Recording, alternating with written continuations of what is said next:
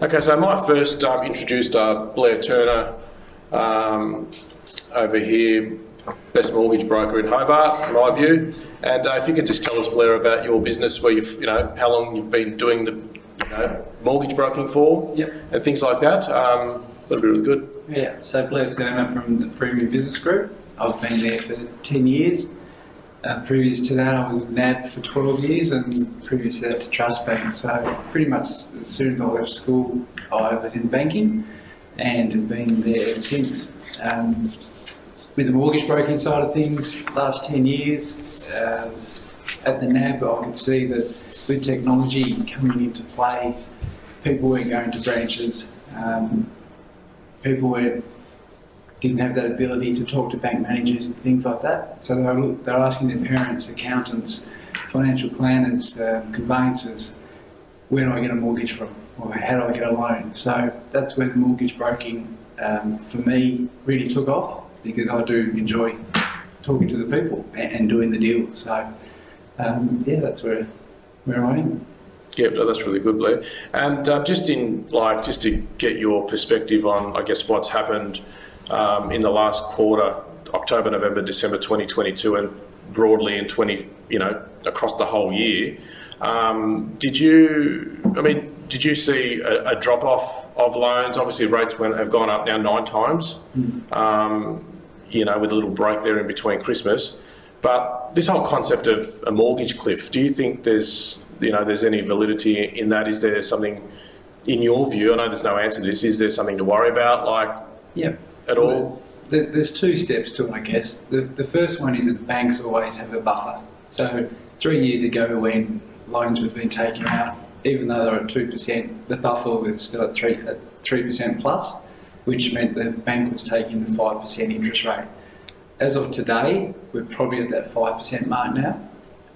So for people that applied for a loan back then, technically on paper, they should be okay. The difference between 3 years ago and today is that they could have had a child, income may have dropped, circumstances have changed. So in the next probably 6 months, there definitely will be people coming out of 2% onto 5%, and if the circumstances have changed, then they will be feeling the pinch, I suppose. There's still lots of people out there though that are asking questions on serviceability, how much I can borrow, what income I can use, because people have to think of their own situation. So if you're in a stable job and you've got that ability to still get out there and buy a property, they're looking. I sort of think back to when COVID first started. So many people were just sitting on their hands waiting for something to come out to say that the world wasn't going to end, and then they jumped into the market. So I'm probably taking 2 or 3 calls a week on just those circumstances of knowing when they can, or what they can borrow. So when the time's right, which I think will be when the Reserve Bank stops putting up interest rates, where people can then budget to know exactly what their repayments will be, budget what their household expenses are, and then they'll get into the market. Yeah. So there's a lot of people just sitting on their hands at the moment. Yeah, okay. And do you think also they might be sitting on their hands thinking that the market has further potential decline? Yep, there's definitely people that are in that headspace. And the same thing happened when COVID first came along. People were saying, immediate 30% reduction in prices. Well, didn't go 30% backwards, it went 30% plus. So the people that sat on their hands for that probably first 12 months missed out. I don't think we're going to go 30% up yet, it'll probably come backwards, but I think it's all about people being able to budget where they know where things aren't going to keep on going up. Yeah. Yeah, it's an interesting point you make there about the predictions. I think Westpac actually predicted a 30% drop in property prices when they went the other way. And there are all sorts of lenders and predictions going on at present that are all over the place. Like, for instance, ANZ have come out and said they believe property prices will decline 11%. 11%. How do you go from 10 to, where do you pick 11? Where do you get that from? I just struggle with some of those bold predictions. I think, and there are some other statistics out there that will say, be really negative, and then others are really positive. For instance, the Greater Hobart median price in 2022 rose last year. Yeah. To end of December. But then if you start pinpointing months and declines and further declines, you can send some negative signals out there.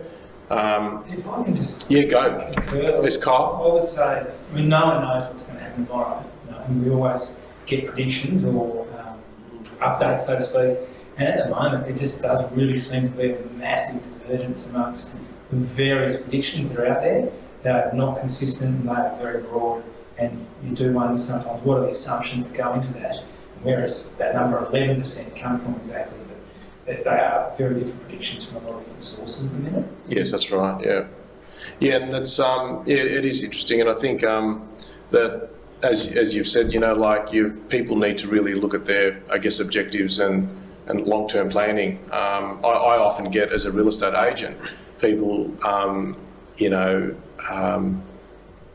holding off a little bit, even when they see that dream home. And my advice to them is probably what you're thinking is, when you see your home that you think you could live in for the next 10 years, it doesn't really matter which market you're buying in. If you're able to finance the purchase and it's going to meet your family's objectives, because that house might not be there in 2 or 3 months' time. Yes, more stock may hit the market, but from my point of view, even though more stock's hitting the market, the quality stock is still limited, and that doesn't get talked about much either. There's still not a lot of good stock out there at the minute. You're talking about leniency versus circumstances, and more broadly, controlling things you can control. You know what's going on in your circumstances, you know what you may want to do, or you need to work on that, because that's something you can get your hands on and understand. But the unknowns, which is what's going to happen tomorrow and the next year, about negative 11% or whatever, you can't control that. Yeah. You're best on focusing on your personal things and the things you can control. Yeah. Well, now that, I've got a question on the mortgage broking. Like, a lot of buyers are coming, they're looking at price brackets they want to buy in, but their pre-approval is expired. What do you like? I'm sort of just pushing it back to the broker. Let's get a 90-day pre-approval again. Yeah. But because rates are going up so rapidly, what do you send your clients do? So I've been adding probably 0.5% on top of the rate already. So if we look back at December, 4.5%, I was saying, well, we need to look at this up at 5%. Everyone had factored in that yesterday the Reserve Bank was going to go another 25. So just put that little bit on top. The banks are probably trying to do the best thing they can by the client if they do have a pre-approval and extend it without having to go through the full reassessment. But there's only so long it can go. So 90 days is the normal. A couple will do 180 days. Okay. But if you can afford a loan today at 500, I'd be saying, well, look, let's probably work on 450 to 475 if it's going to take 2 or 3 months to get through. Yeah, and I think you're right. We're seeing that. I think most clients we're on a downward slope in price. So buyers are coming and they might be at 500. Their pre-approvals at 500, but realistically, when we get to the settlement time, we're probably borrowing 475. Yeah, it'd be interesting to see if APRA do anything with the buffering rate. While COVID was on, it was only 2.5%, and when COVID sort of finished it, they bumped it up to 3%. So now you've got buffering rates or servicing rates up in your 8.5%, 9%, which hasn't been there for 15 years. So if APRA want to do something to help the market, they could allow the bank to drop that servicing rate a bit, which will obviously help people with serviceability. Excellent. Thanks a lot, Blair. So what I might do is just jump over to Justin and just check with Justin if he could introduce himself and where he's from and what he does. My name is Justin Hunt, and I'm the principal of Praxis Legal. It's a small boutique firm that I started about a year ago. Previous to that, I was working for Tremaine Fay Weinberger about 5 years, and before that, I was a panel solicitor for Bendigo and Bank, and also a solicitor for Family Growers in New Zealand. So in total, we've probably been doing conveyancing and commercial work for probably about close to 10 years now, if not 10 years. Started off as a criminal lawyer with Stephen Chopping. That was an interesting time for me, but since then, been mainly focused on commercial and property defence. In terms of what I see as a general trend for the last sort of quarter, from my perspective, I'm still seeing the volume in terms of the number of people buying and selling. One trend I have seen that has sort of changed is the prices. Just that they seem to be a bit closer to the asking price. And previously, the quarter before the last one, it was quite normal to see a house listed for example, 500,000, but for the end selling price would be about 650. When you think about it, that's quite astronomical in some ways. That's a 30% increase over the asking price. I think that's the one big trend I've seen between previous quarter and very recent quarter, is that it's a lot more closer now. Same property, you still sell, but you're probably getting 550 or 80, which is, I think, back to a little bit more, I would say, normal, if I can put it that way. But that's probably the biggest trend I've seen in the last 3 months. Yeah, and I think like with the values, like you were saying, Justin, I think values have certainly still well up in Hobart on pre-pandemic levels in the vicinity of 20+%.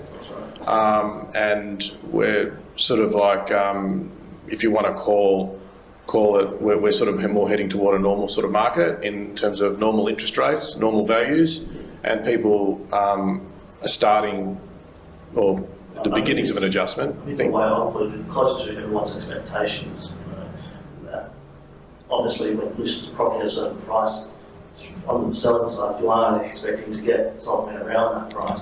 Same thing when you're buying, there's a house listed for 500, kind of expecting to be somewhere within the 500s, I guess.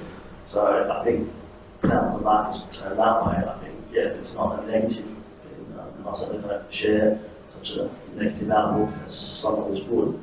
I just see more sort of moderation than there were before at this stage. Yeah. So, And with your like files over your, say, like over 2022, did you experience like an increase in like subject to sales, for instance? Like, has there been any change in the composition of your files? there has seemed to be a general trend of more people buying and selling at the same time. But that trend started well before the last quarter. In fact, I would say started probably mid last year. Even before that, a lot of people, I think it was just a general cycle where we had a lot of clients who decided to downsize. It was quite a general trend that we found. Or we had a few that upsized as well, but mainly downsizing, older people who are empty nesters, so to speak, who decided that, the 6-bedroom mansions aren't what it's cracked up to be, wanted to move to something a little bit smaller. So I certainly have found that. I guess one trend that is starting to sort of emerge, and I'm hesitant to say that it's a trend right now, is that it is taking a little bit longer for clients to sell their house. And I think it's, once again, it's just that there's that lag between the expectation and market trends and what's actually happening. So. Yeah, well, the days on market is broadly changed, gone from about 16 days to 30 plus, broadly speaking. I think it's still too early at this stage to call it that, and what I think most clients, it's hard to say. There's just so many different factors that are involved, in terms of the market and selling and buying. In terms of what you're asking for your house, property itself, where it's located, does it suit everyone? How wide does it suit? It is certainly different. Like I think too, like from an open homes point of view, there seems to be, I guess, less urgency. Although the urgency does increase definitely when there is a home that's fully styled and complete and renovated inside with the yard, very neat, things like that. Those properties are still doing quite well.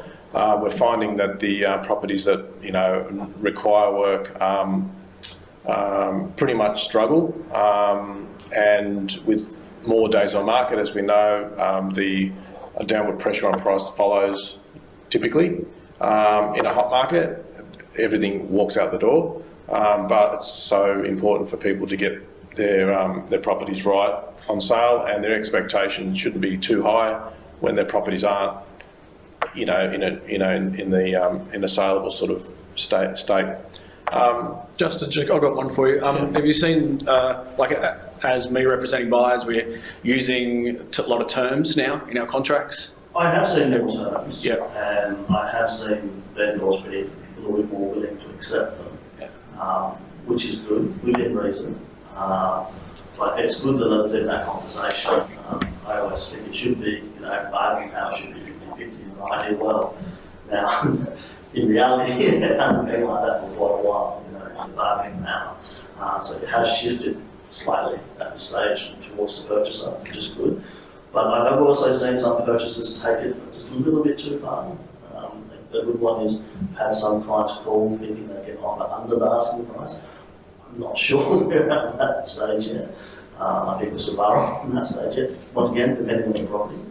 But yes, definitely, I think it's possible to ask and negotiate further terms. Yeah, we've seen offering under the ask price when the days on market is plus 100 days. For sure. So either a sole agency agreement is maybe finished at a 90-day mark and they're rolling into a new agent. So therefore we're finding that we've got a little bit more negotiation power to go in short and then obviously work our way up to maybe ask price. A lot of time we're 3 to 4% under ask price is sort of what we're purchasing at, but you're finding that there's a little bit of it, but those days on market has to be quite high. And I think sometimes some of the terms, the additional terms have been asked, necessary right now. A good one is surrounding finance. I think a big part of why prices have been sort of contracting slightly is that the valuations haven't been coming back at the same price. I've seen that in the last quarter a little bit more, I wouldn't say a lot more, but it has happened. Before last year, it would be really rare for a valuation not to come back at the same price. In fact, you often hear the value and say, oh, well, I reckon it's actually worth more than what you paid for it. Over the last quarter, though, I had quite a few. But it's come back quite a bit lower, about 10 to 20% lower, if not further than what they bought for. And I think that isn't a bad thing in some ways, is that it's just that it helps sort of once again control things a little bit more, and before it gets too crazy in one way or another. And also it helps inform the vendors too. The buyer who generally wants to buy at that price, but then the bank comes back and say, no, you guys have gone too far one way. I think as bad as that is for the purchaser who wants to buy and the vendor wants to sell, it's also a nice sort of reminder to keep things a little bit more normal. About a year ago, I think things were a little bit what I would say like the Wild West, and that prices was getting quite astronomical for what they were. And going back to Tony's point, we've always had a limited quantity of good stock.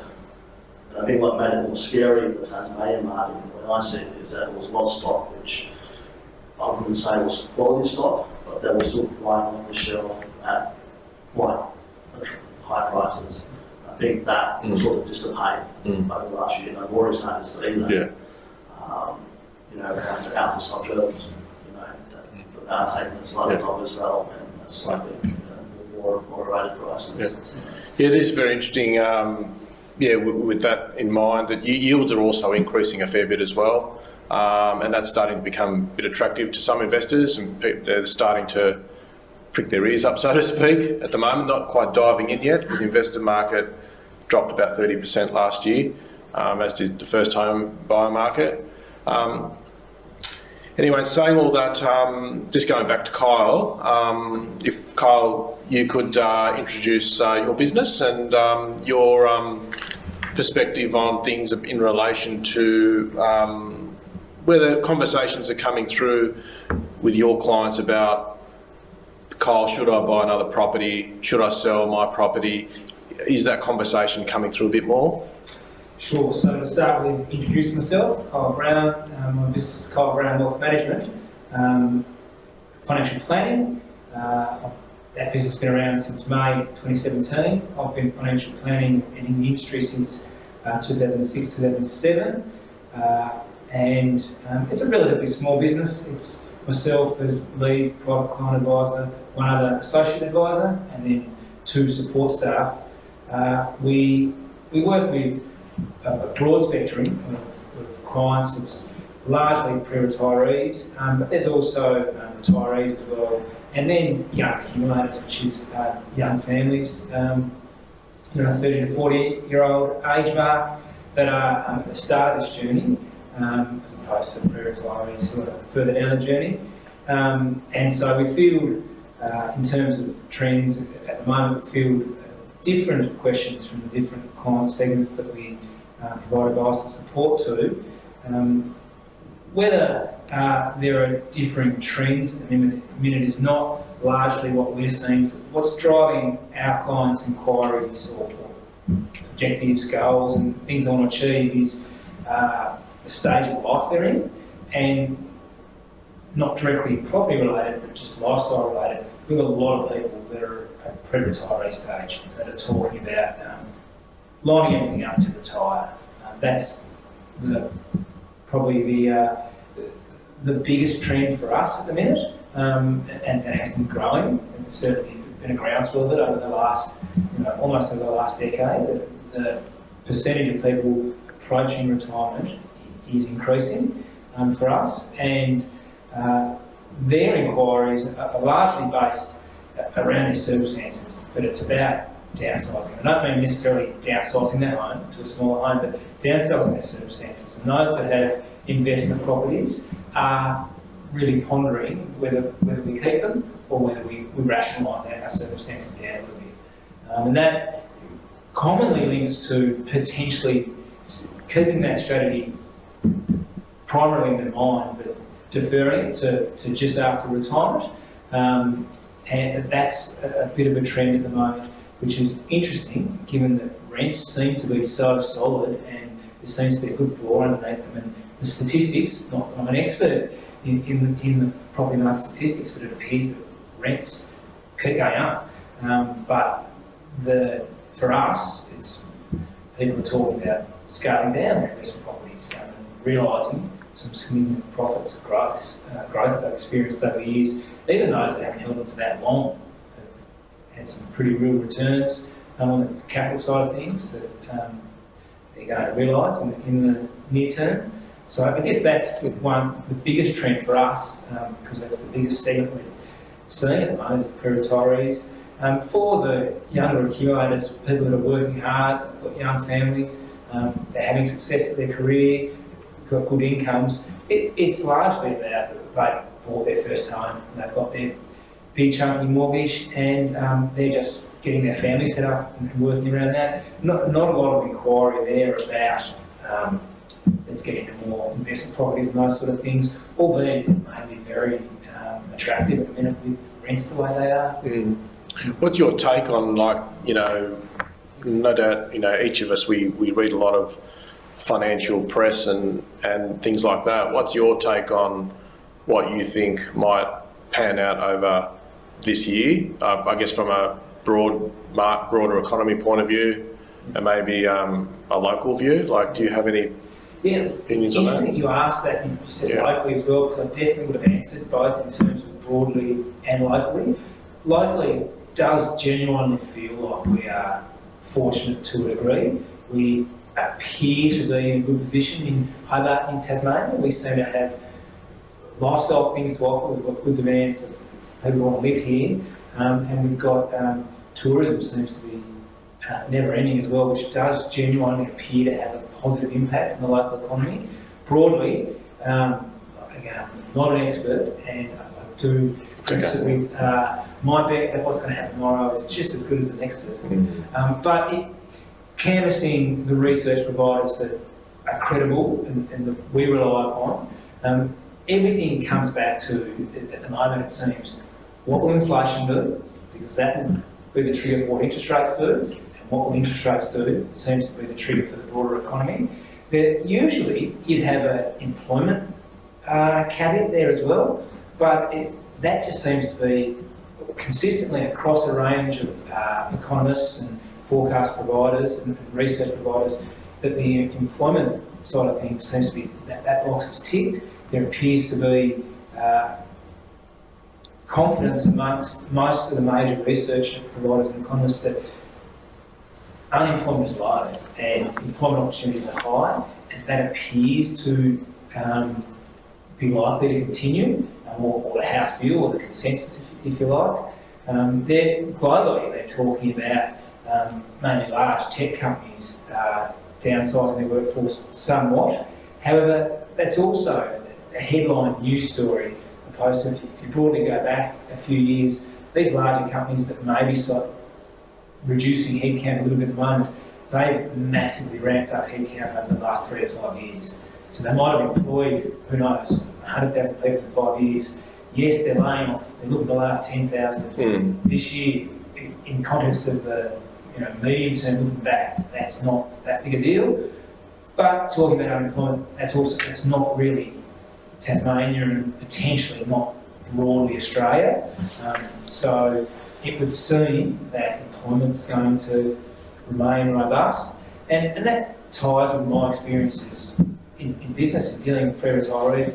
We need to service our large our population base, and if our population base is winding back out of the workforce at that side, at that end of the cycle, the retirees, the baby boomers, we need people to service them. So it correlates to my experience that employment seems sound. So that just comes back to what happens with inflation. If inflation continues to go up like it did late in January, then interest rates will keep going up. The RBA it won't matter what's happening elsewhere in the broader economy, they will just follow inflation, which is what's happening in America and Europe, and they potentially are a few cycles ahead of us. Their inflation ticked up first, their interest rates ticked up more aggressively before ours. So they're the leading indicators of inflation, which will lead to interest rates, and you do hear about people saying that our mortgage has gone up $150 a week or something in the last 6 months.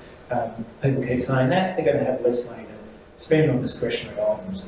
Thanks for that, Kyle. That's good. And I could lead into some more mortgage-related questions there, but I'll come back to that. But just on the cost of living, the ABS have reported that domestic holidays are up around 20% last year.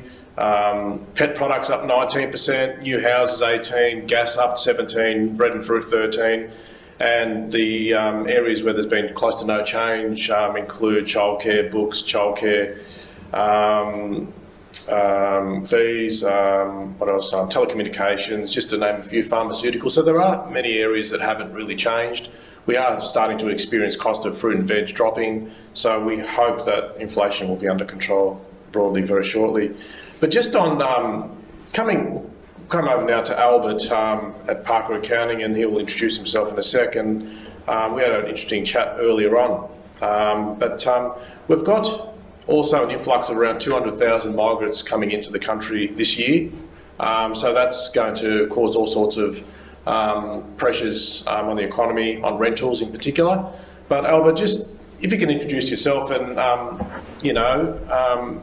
your firm, and also touch on some of the changes we talked about in relation to the education sector overseas with China. We were talking about the distance education side of things. Would you be able to introduce yourself?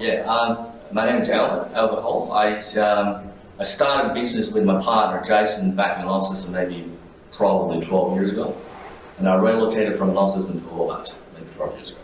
And we started running a business, very typical suburban sort of practice for until today, nearly exactly 12 years. But our clients are very typical sort of mum and dad small business across pretty much,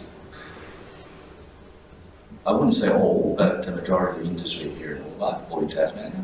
We've got all the fishermen and you name it almost, across. I haven't actually done the statistic, my number yet, but probably nearly close to 100, if you say, give or take 100 sort of different industries. Pretty broad sort of client base. in terms of the number of clients, we used to have 5,000 to 6,000 run-out clients 6, 7 years ago, but because of the labour shortages and accountants, so we really have a problem. As same as the other. So again, that's not only because of our the number of employment, so we skill shortages, but also depends on some other clients. Our clients, baby boomers, very comes out from the end of their working cycle, so they're starting to tax return stuff like that. We're talking about the say the last quarter and compared with the one before. The increasing number of the clients have look. I can't compare because we're a tax agent. We're accountant. We can only see the difference between a financial year versus another financial year. Compared with this one, last one, most recent financial, we're talking about 2022. The number of capital gain event, it happens a lot. Almost every second client, they are selling or sold some properties. But probably not because of the pandemic. Maybe, again, back to Kyle's notes, it's probably because of their personal circumstances. They want to retire, or they're ready to retire.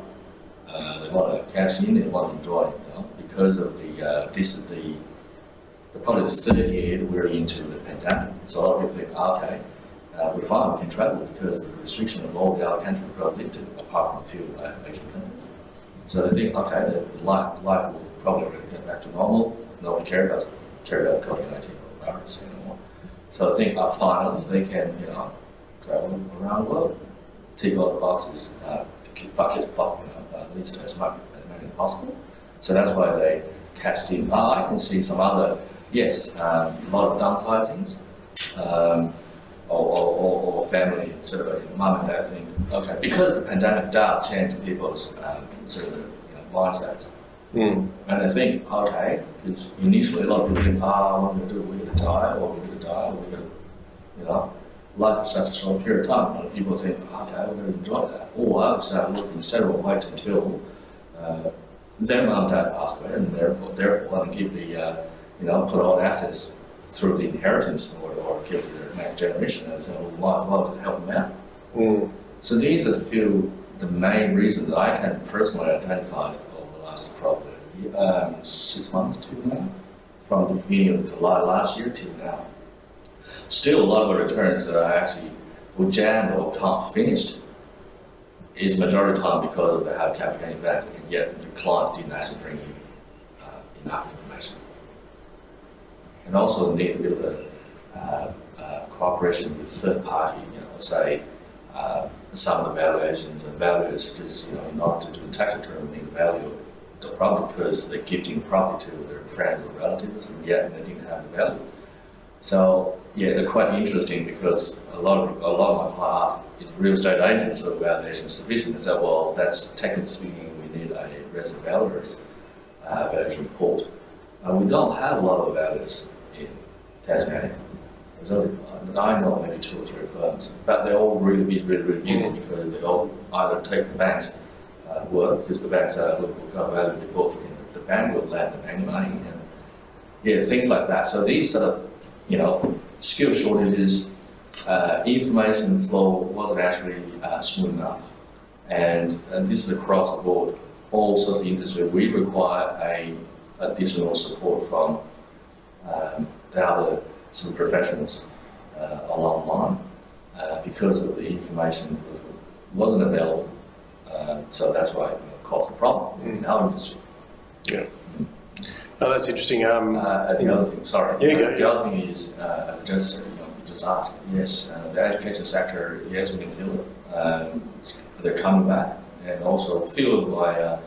And I noticed they actually try to engage a bit more marketing, sort of, from education sector. They try to bring more overseas students in. You mean Australian marketing education products to correct, exactly. They try to market, or actively they want to probably going outside Australia, try to advertise or sell Australian education products. So expand on, I think you mentioned before, whether it's not confirmed or anything, but is there, you mentioned that there's some changes to distance education rules. Yeah, well, the distance changing education rules, that's a maybe related to political reason behind it.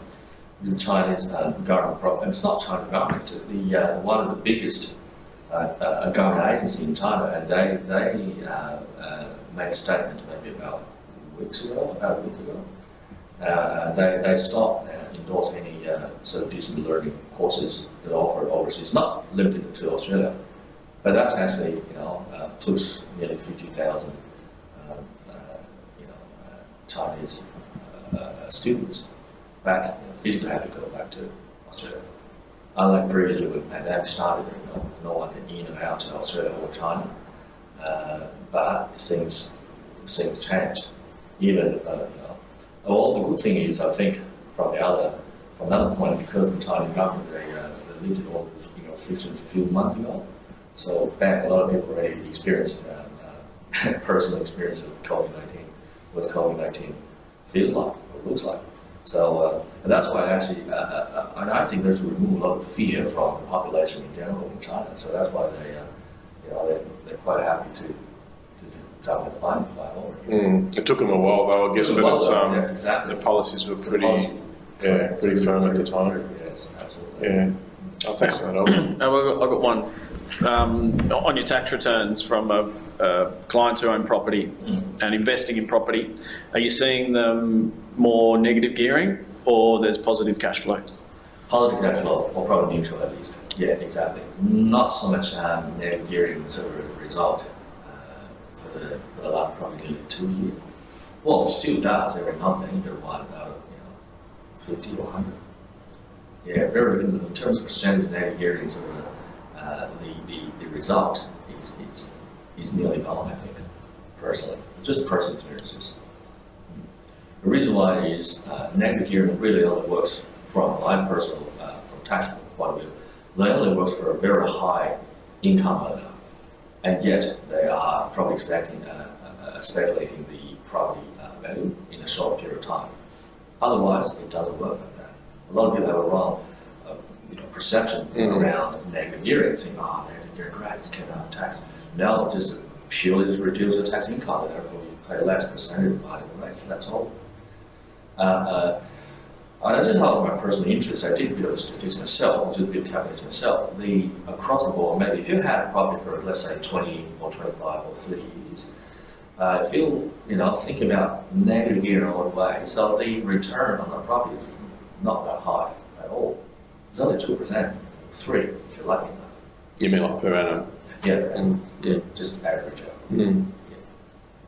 But of course, the pandemic actually does have, we're all talking about the pandemic rule in real estate property. I do have a few clients that sold property just the first year of the pandemic. And yet the property is slowly ran. Adam, just in your opinion, do you think there's a link to negative gearing and rental prices? It's a hot ticket item in the press and certainly a political matter. And I don't actually understand the link if negative gearing does lead to upward pressure on rent. Do you think there is at all? No, I personally can't see a link at all. Like to add in rates with that one too. Interest rate. Well, the interest rate can only definitely, we can link the interest rate and the price of rent goes up, but we can't, I personally don't think that there's a link to the negative gearing. I thought if anything, negative gearing would make the cost of the owner potentially smaller, if only marginal. So I wouldn't have thought that would be leaving upward pressure on rental yield, rents being charged to tenants. If you're talking about on that specific area, yes, I think so. Because particularly for when the interest rate goes up and the mortgage repayment goes up, and every property owners they do have enormous sort of pressure, for cash flow purposes because they need we're talking about disposable income in our term because of that's after tax, after everything paid out cash wise, and how much income you have or money you have, how many people in your family. You pretty much if you did typical sort of questionnaire or questions, at least just sit with the bank. When the bank can give you an analysis, say, okay, I've got 2 children, mum and dad, 4 household. So you've got a minimum got $60,000 or $70,000 to live on. I mean, we're talking about apart from all the other property repayment we've covered already, everything else is covered, but you've got at least $60,000 or $70,000. I mean, talking about based on current sort of price or groceries. Say, Tony did a very good sort of analysis. Groceries have gone up by 10%. Do you think we'll see more, obviously we've seen a lot of positive cash flow property in your tax returns, with the interest rates gone up 9 times in so many months? Do you think we're going to, like forecasting the next 12 months, do you think you're going to see a lot of those cash flow properties now turn negative cash flow due to the high expenses? Due to high expenses. According to my clients, or they're probably still okay. They're probably still neutral. I'm talking about in tax neutral, but the cash flow probably, you gotta hurt their cash flow. So again, that probably may be a potential driver for the clients, and maybe have to make a decision whether to sell or not because of the interest. The personal experience. My fixed term loan expired maybe 2 or 3 months ago. Yeah, I do feel the pain suddenly. Yeah. My personal loan repayment probably gone up by nearly $2,000 or $3,000 a month. So imagine, if I can't find, the $3,000 or $4,000 elsewhere monthly, so I'm going to struggle. Yeah, I think too, from a personal angle, I've, Blair's my mortgage broker, and I'd chat to him in advance of a fixed rate finishing and trying to work out how to restructure potentially the loan, whether you revert to interest only, negotiate with the bank just to keep it down, things like that. But certainly you do everything in your power as an owner, I think, to try and hold as long as you can. But when it becomes a strain, you've got to make a hard decision to probably sell. But I think personally, I think I'll probably be, like Albert said, he probably hit the nail on the head for my circumstances, that it'll probably be neutral or be behind. But overall, once I've done my tax return, I'll be okay. And yeah, I believe that things will definitely pick up very shortly. And I'm not a panic sort of person, so I'm a long term, so I'll hold for at least a couple into 2024, 25, and things will definitely rebound. It's just we're in a cycle. Over the last 5 cycles, since probably the 50s, typically the longest downturn will last 20 months. There's only, I think, 2 out of those 5 that have lasted that long, or even close to that long. So we're sort of nearing potentially if we go by a trend, that we're probably at near the near end, or 75% into that, if we're going to go by that. And how many months have we been on a downward trend? I think if we talk about the top of the market being April, May last year, April, May 2022, we're probably we're probably around overall, I think nationally, around 18% down roughly since the top to bottom sort of thing. I think top to bottom was going to be about 20%. Let me think. I've got this down. Was that 10.1? 10.1. Yeah, peak to trough fall for this year, up to this year would be about 18%, and we're down probably around, sort of around out to possibly 12% nationally. So there's probably maybe not a huge. I mean, this is for example, we're going to quote the ANZ, who's basically suggested this. I'm sort of feeling probably that, but there wouldn't be long left to go. I would have thought maybe into middle of this year, and then we might start to see some potential, again, this is my view, interest rate stability from the middle of the year, potentially, at which time everyone will feel a bit more comfortable about the future and not feel on edge about further uncertainty. So as certainty builds, positive things come about. Okay, so over to David Zerner, if you can tell us about your business, David, as a buyer's agent, and what what your business is about and how you service your clients. Thanks, Tony. I own Taimar Buyers Agency. So we represent the buyer in a property transaction. We were established last year. I'd been property investing for a bit over a decade, and found that a lot of conversations we have around life is around the main Australian thing of buying property or investment properties, and navigating that journey. So I decided to open a shop here in Tasmania and in Hobart. We work in sort of two segments, residential and commercial property, and then we break that down into owner-occupiers and then investors. So the owner-occupiers are around first home buyer branch, family relocators, and then interstate people relocating or people from overseas coming into Tasmania. So that's sort of what we are about.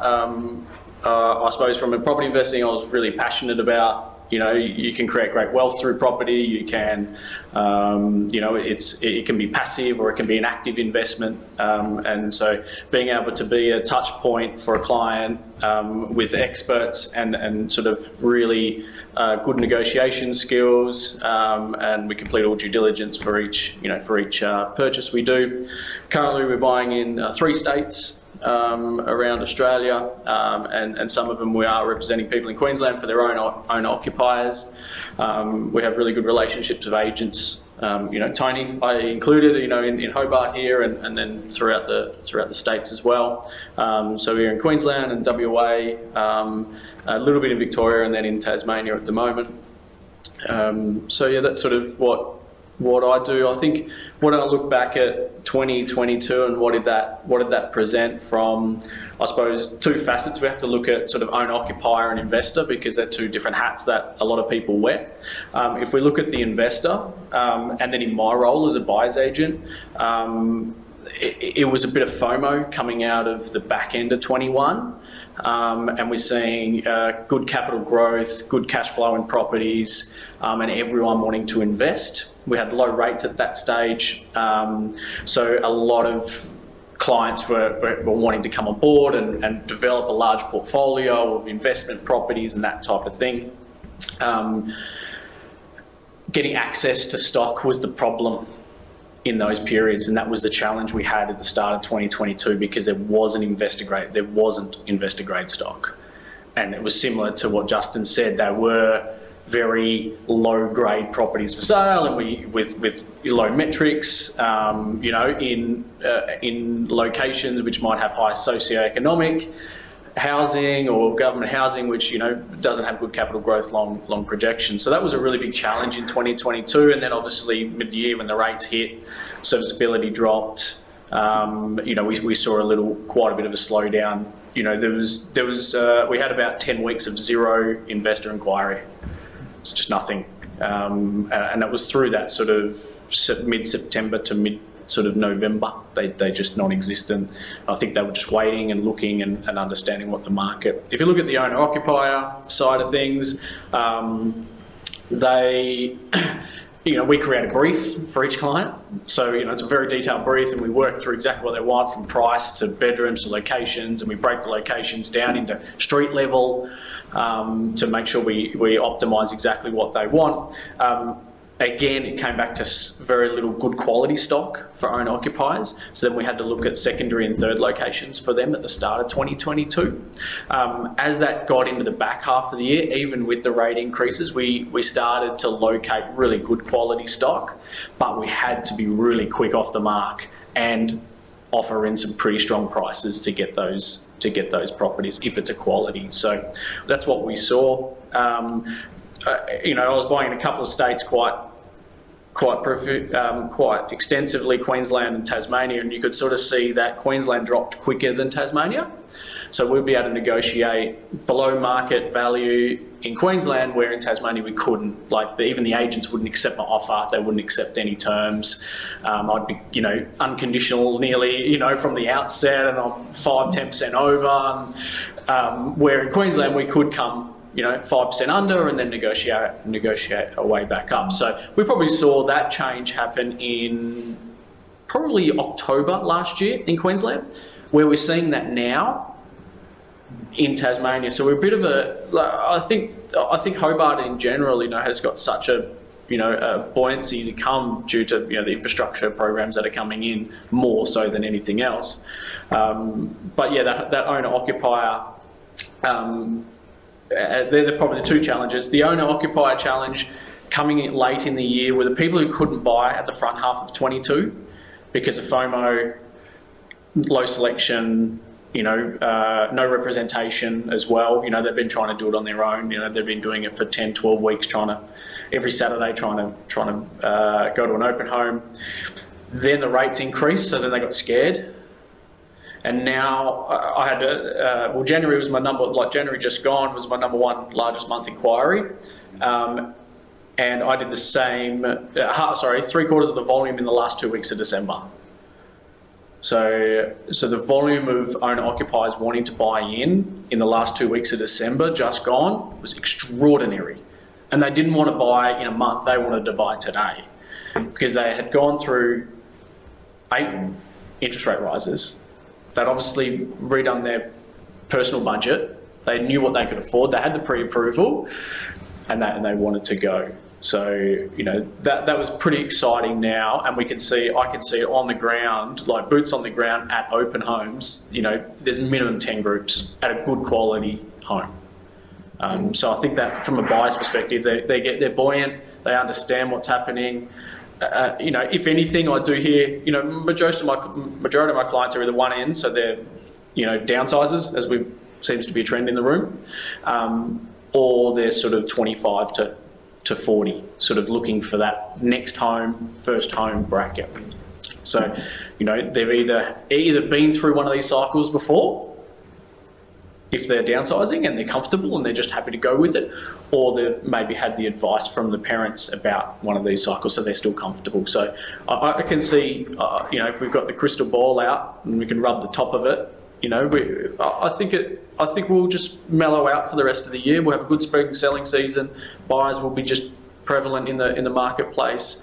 I think, as Justin said, prices are going to sort of stabilise, I think. And for me as a buyer's agent, representation right now is perfect because we can use terms.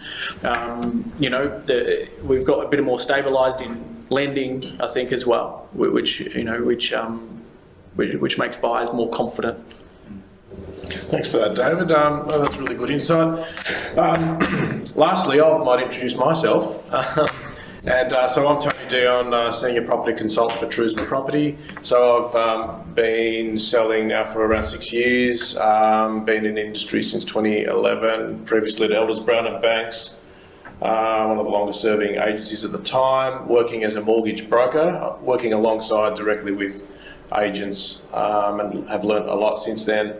I also worked directly with Blair Turner over here, who was, I believe, regional manager for mortgage brokers across Big Tas, and was my contact point for the NAB at the time. So I've been working now, like I said, for about 6 years at Trusma Property, and I've just dealt with a fair bit, largely dealt with a sort of a burn time scenarios, and obviously things are changing at the moment, challenges present a little bit more when you're talking and working with vendors, but one of our main things we want to focus on is maintaining that positivity in the marketplace against pre-COVID values, and providing specific advice in relation to how to maximise property values well prior to a sale occurring. And typically a sale, the seed gets planted into someone's mind, 18 months, 2 years, even 3 years prior to a sale. It usually isn't I'm selling my house, come and see me next week sort of thing. People that do that have 2 years prior, so one of my jobs is to identify those people and help them through that journey over those 2 years. And a lot of my clients that I speak with and work with include that journey. So it's not like they've picked up the phone and said, sell my house, Tony, book in the photos next week. Typically it is that 2-year journey. So I've got a lot of people on that journey right now, and I provide a lot of assistance with them in terms of helping them, you know, getting trade sorted and providing specific advice in relation to the biggest bang they're going to get out of their buck. A lot of clients, need that helicopter view from all of us, you know, across our specialties, in particular also with me in relation to things like, do I recarpet that room, or do I put a stone bench top in this particular kitchen? And quite often vendors do want to spend a lot more money than what they actually need to optimise, have an optimal sale. But one of the things I guess I take pride in my work is that I provide a lot of really good service for my clients, always contactable. You usually won't get a message back, and if you did, you'll probably get a call from me within 5 or so minutes, or not long, or certainly well within the hour. And that's quite a common thing with the reviews I have on realestate.com.au, where there are plenty of buyers and vendor reviews. Another big part of my work is being able to leverage off each of these specialists around the table here.